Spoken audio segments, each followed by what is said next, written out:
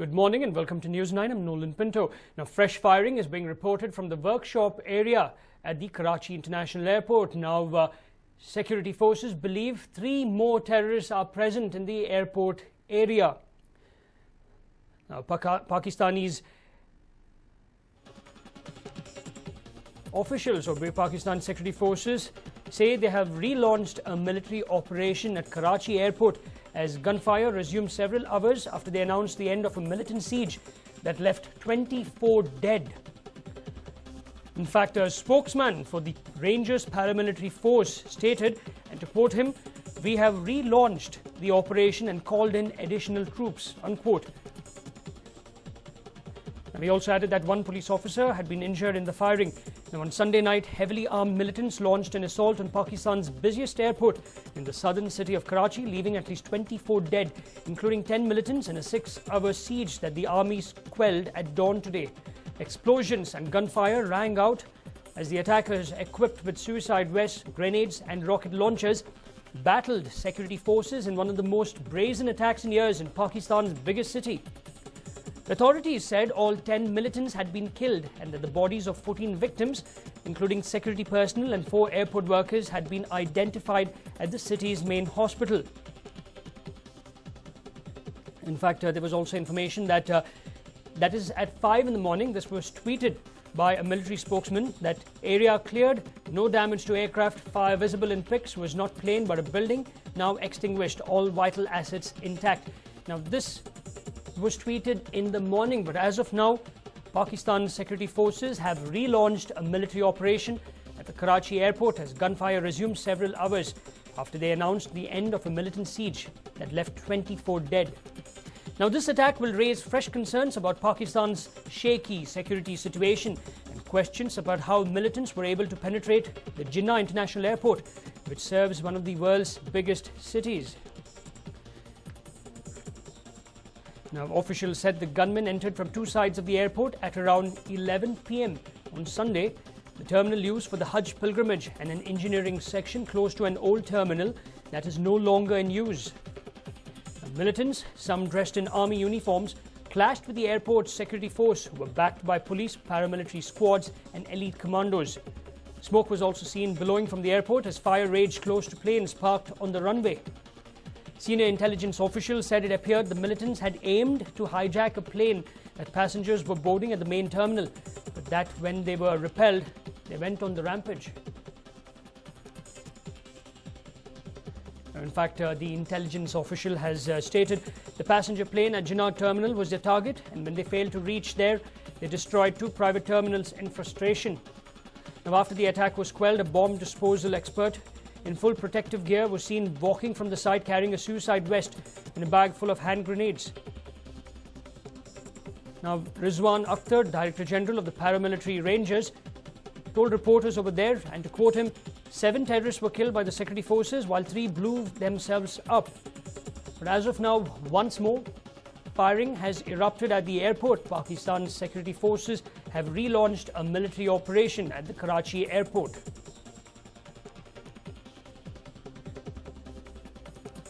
Now, the city's Jinnah hospital said that 14 bodies had been brought there, including 8 airport security personnel, a ranger, a civil aviation official and 4 PIA staff. Another 21 people were wounded. This is what spokeswoman Simi Jamali had stated. Now, the latest trouble came with tensions already high over the arrest in Britain of the exiled leader of Pakistan's MQM party, which dominates politics in Karachi, Pakistan's economic centre and main port.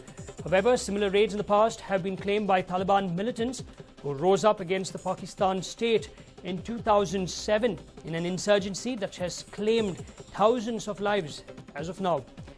In 2011, Taliban gunmen attacked the Mehran naval base, which lies close to the airport, destroying 2 US-made Orion aircraft and killing 10 personnel in a 17-hour siege.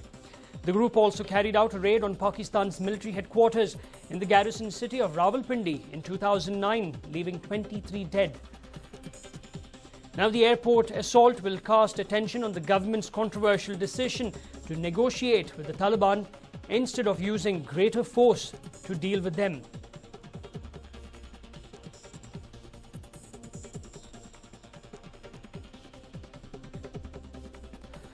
fact, Prime Minister Nawaz Sharif's government began negotiations with the umbrella militant group Tehreek-e-Taliban Pakistan, or TTP, in February, with the ceasefire beginning on the 1st of March, but breaking down a month later. Well, what you see now on your television screen, courtesy Geo News, is of the dead bodies of the militants who were shot dead by Pakistani army and paramilitary rangers. Apart from that, they're also showcasing the weapons cache they came with: assault rifles, grenades, suicide vests, spent cartridges, so on and so forth.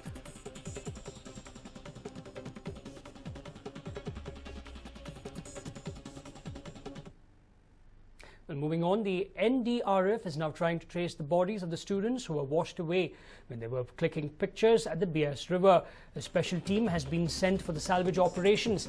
2 bodies have been fished out from the river by the team.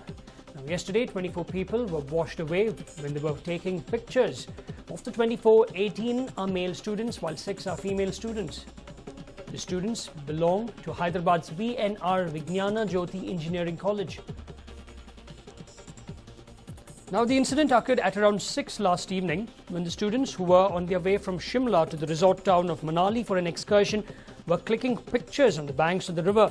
A sudden release from the reservoir of the Larji Dam led to a surge in the water level in the river, which is feared to have swept away the students.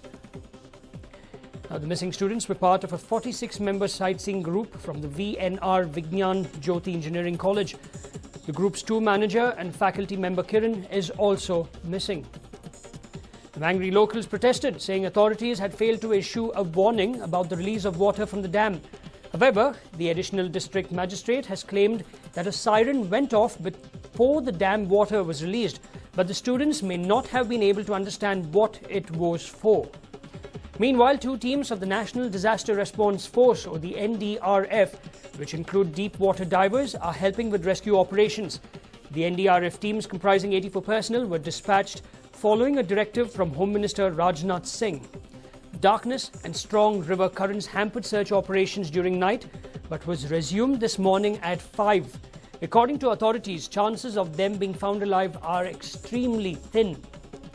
The focus of the operation now is to find the bodies.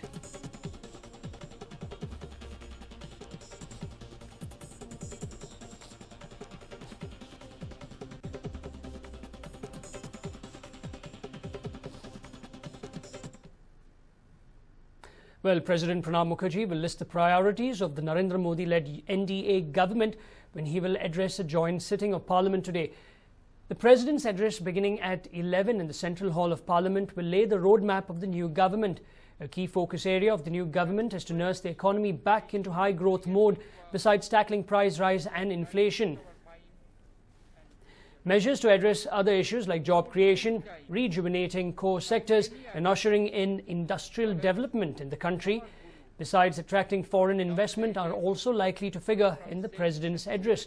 Both Lok Sabha and Rajya Sabha will have separate sittings 30 minutes after the conclusion of the address, and the Secretaries General of both the houses will table a copy of the speech. Which has nourished our mind and intellect. Now, Karnataka's senior Congress leader S.M. Krishna has been shunned by his party for the Rajya Sabha elections.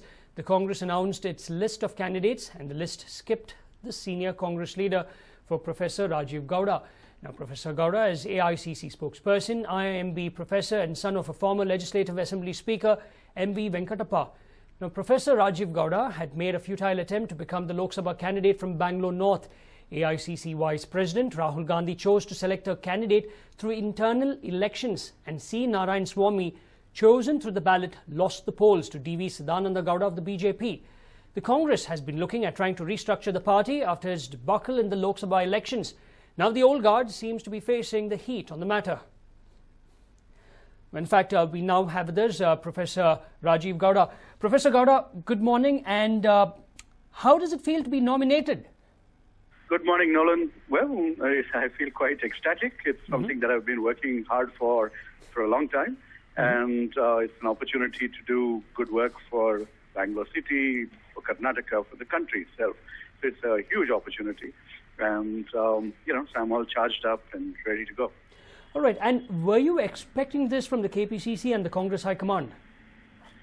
Well, I must say that it's a very pleasant development.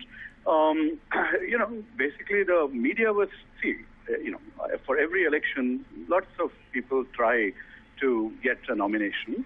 And so I was also one of the aspirants, and I've been putting in a lot of work as a party spokesperson and over the years, very selflessly and loyally.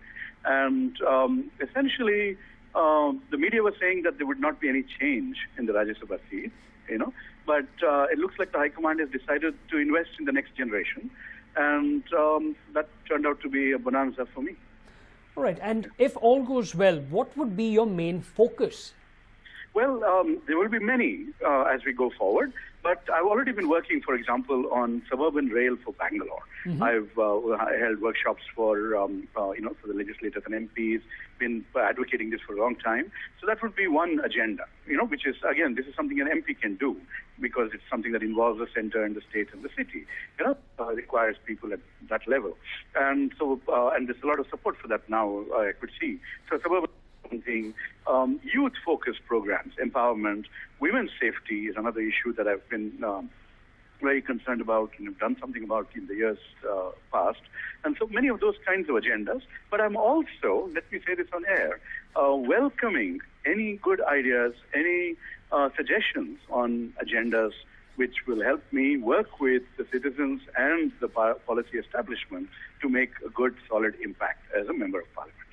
All right. And finally, Professor Gowda, won't this move create a sort of friction between you and S.M. Krishna? Oh, I don't think so at all. He's our, he's the role model for all of us. He's one of the tallest political leaders from Karnataka and in India.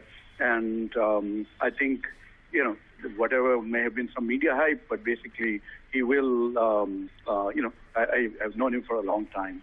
I'm his friend and colleague's son. He has known me since a child.